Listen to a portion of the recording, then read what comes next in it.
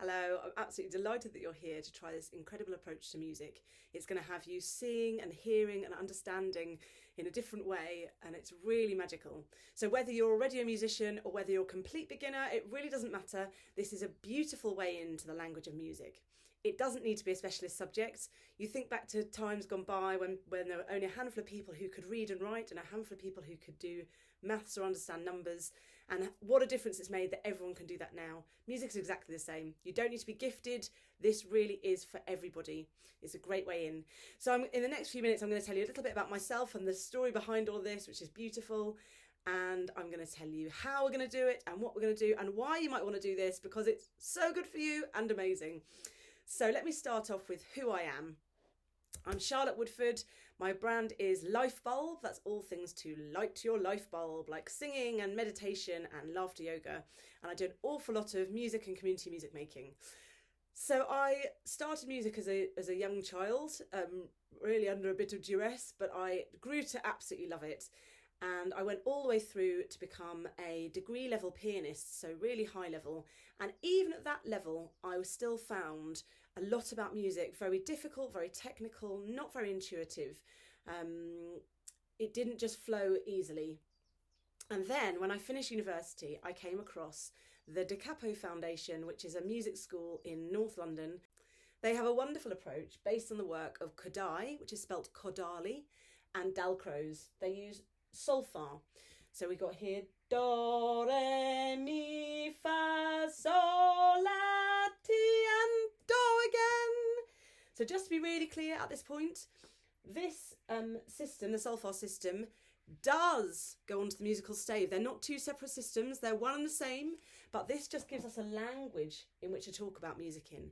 So I realised when I came across Da Capo that what I'd been missing was some kind of system to express music. I'm going to give you an analogy. We all probably know how to count. Numbers are really, really useful. But if you try and describe how to do something like adding or multiplying without using numbers, if you just use words to describe that, it becomes incredibly technical and difficult. Try looking it up in the dictionary. It looks dreadful. Exactly the same thing with music. So the reason that music becomes very technical and seems so abstract and difficult is because we're not using its own language. So maths has just 10 numbers, and once you've got those 10 numbers, you can do an extraordinary amount with them. Exactly the same thing happens with music. So once you've got these sounds, the whole language of music opens up. It's really magical. And I'm going to tell you something really brilliant as well. So with maths, we've got 10 numbers. You had to learn all of those. You can probably count them up and down and count in twos and do all sorts of things with them. And with language, 26 letters in the alphabet you had to learn. But here we have just 7 solfa sounds. And once you have those, you can really start to do an awful lot with them. So there's not too much to learn. So why would you want to get inside the language of music? Well, apart from the amazing experience, I want to draw your attention to something about the brain. So you may know that we have two hemispheres of the brain, the left and the right. And the left deals more with the kind of logical and analytical bits. The right deals more with the emotional expressive bits. When you listen to music, all of those, both sides of the brain get lit up. It's the only activity that's known to really stimulate all of your brain at the same time. But when you practice music, it's been described as neural fireworks. So there's so much activity going on. There are all sorts of cross connections being made. So it's an incredibly good brain workout, and it feels like it.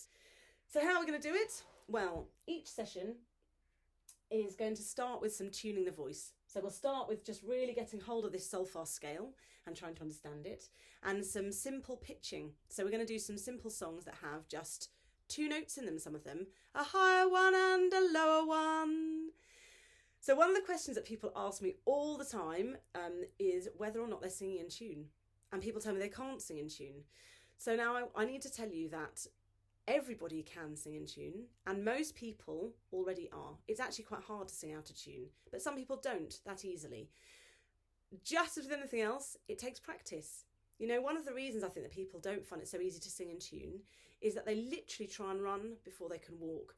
So we've got quite complicated vocal apparatus, and often people will try and sing really quite complex tunes or try and sing far too high, and they never really learn to find the right place. So it's amazing just to start with these very simple 2-note tunes.